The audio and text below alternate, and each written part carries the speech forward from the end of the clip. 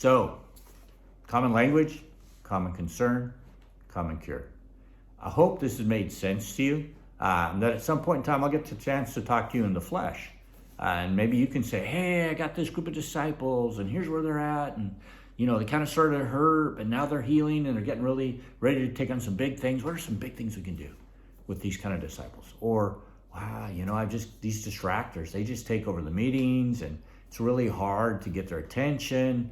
But I'll be able to say, well, what methods are you using? Are you just doing blah, blah, blah, blah, or interactive or what? And you go, oh yeah, I kind of forgot about that. I was kind of hoping they would just kind of come around. That common language allows us to get on the same page rapidly and to move forward. There were a lot of things just in raising my own kids. We had a common language for anger. We had a common language for things so that we could quickly get to the bottom and the root of problems. Because when you hang out with teenagers, you know how it goes. You know something's not right. You say, hey, what's going on? And they go, oh, I'm fine. I'm good. And you're like, yeah, I don't know, man. Something's not, no, I'm good. I'm good. Yeah, don't worry about it. But if you have a common language where you can say, hey, boom. And they go, yeah, that's where I'm at.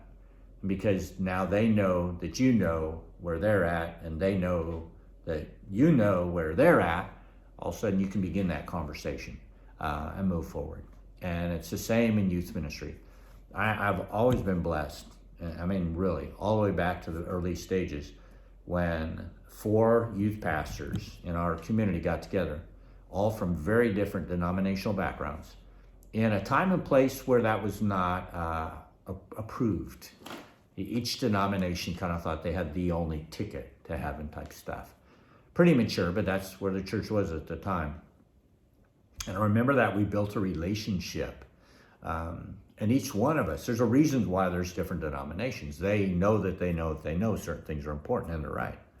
And then other denominations know that certain things are important and they're right too. We were all right, but we weren't all right. We needed each other. And to be able to sit down with those 4 people, one of them still is a friend to this day, lifelong friend in ministry. He's retired now, and at some point we all get old and our shelf life, expiration date pops up. But those relationships that were built as we built a common language, because we lived in the same town, even though we were from different churches that had different theological stances on things probably that really didn't matter that much, that they were different. But, we got past all that. We got to that common language, common concern, common cure for teenagers. And the things we've been able to do from that group, and what that group has morphed many times, that group has been one of the most powerful, influential things in our county. The biggest events coming out of that group. Some of the most cross-culture, cross-denominational things have come out of that group. Some of the things we've been able to do ministry-wise, even on different parts of the globe, where 100 plus of us went on a mission trip from 7 different churches. Yeah, you get it. Common language, common concern, common cure. So I'm just going to encourage you, whether it's your local setting, your denominational setting, anytime you hang out with others who care about students, and you have an opportunity to create that discussion of common language, common concern, common cure, to do that. These little phrases I've used are not mine. They're ours.